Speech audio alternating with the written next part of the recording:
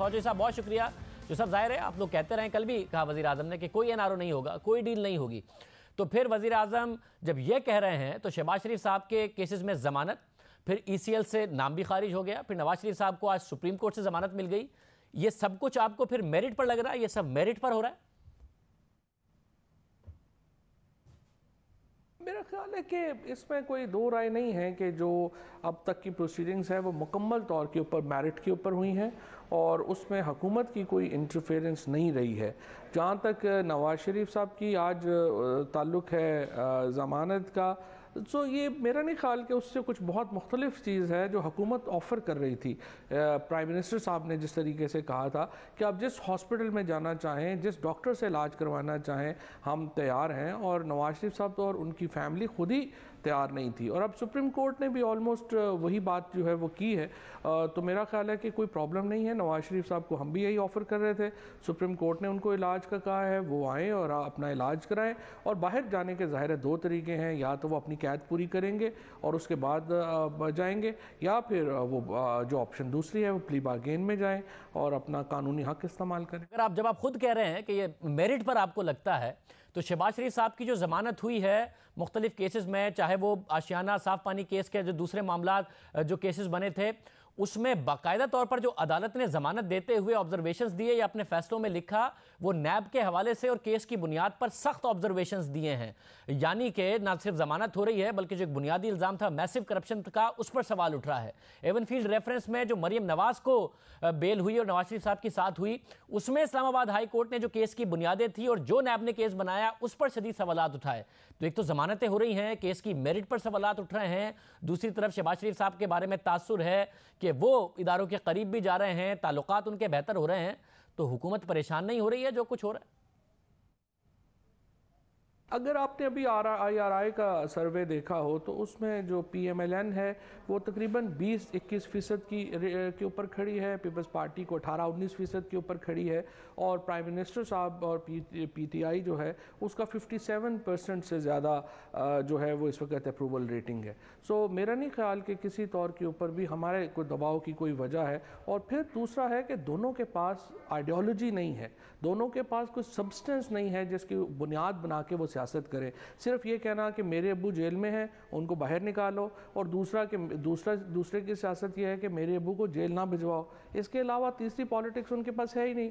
ना उनका कोई इकनॉमिक प्लान है, ना ही उनका पाकिस्तान के लोगों के लिए कोई एक पॉलिटिकल नैरेटिव है। सो आई डोंट थिंक सो कि इनका कोई भी इकट्ठा होना, अलहदा होना को मैटर करता। अगर अभी इकट्ठे हुए नहीं हैं, मगर क्या इकट्ठे होने दिया जाएगा? क्योंकि माजी में नजर आया है कि एक पॉलिसी के तहत, एक फार्मूले के तहत कि पीपल्स पार्टी और नून लीग इकट्ठे ना हो। नवाज शरीफ साहब का मुश्किल टाइम था, वो सड़कों पर थे तो जरदारी साहब को रिलीफ मिला हुआ था, वो खामोश थे, नवाज शरीफ साहब से मिलने से इनकारी थे। बलूचिस्तान में नून लीग की हुकूमत गिरा रहे थे, सेनेट में सादिक संजरानी को आपके साथ मिलकर चेयरमैन सेनेट बनवा रहे थे, मगर पीपल्स पार्टी शोर मचा रही है, सड़कों पर है, तो नून लीग खामोश है।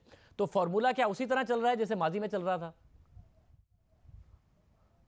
मेरा तो ख्याल ये है कि इलेक्शनों से पहले से PMLN और पीपल्स पार्टी का आपस में एक पॉलिटिकल अलाइंस मौजूद है, और उसके बाद ज़मीनी इंतखाबात में तो खैर ये फॉर्मलाइज हुआ और पीपल्स पार्टी और PMLN ने मिल के इलेक्शन लड़े। अभी भी मुल्तान में इलेक्शन हो रहा है, पीपल्स पार्टी और PMLN इकट्ठा इलेक्शन लड़ रहे हैं। सो ये कहने की तो कोई वजह ही नहीं है कि दोनों पार्टीज़ अलहदा हैं। दोनों पार्टीज़ बिल्कुल इकट्ठी हैं, और दोनों का जो नैरेटिव है वो ये है कि हमने जो करप्शन है उसके पैसे हमसे ना लिए जाएं, हमें उसकी सज़ा ना दी जाए।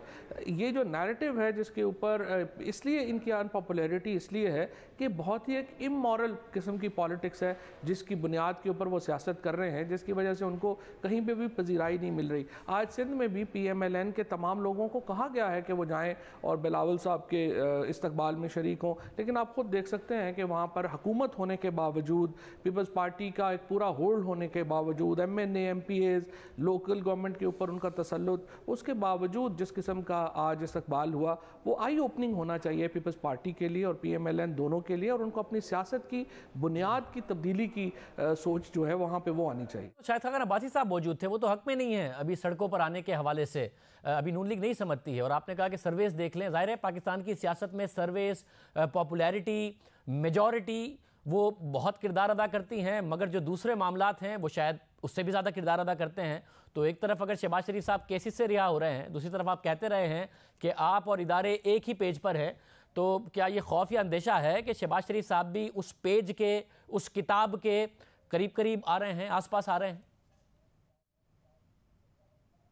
دیکھیں، کوئی جو پاکستان میں ایک پالیٹکس بالکل 90 کی دہائی میں یہ ضرور رہی ہے جہاں پر آپ کو کوئی بھی میٹر نہیں کرتا اور آپ آئیں اور آپ کر لیں، لیکن کوئی بھی ادارہ، کوئی بھی سیاست جو ہے وہ آپ کی امورل بیس کے اوپر سپورٹ نہیں کر سکتا.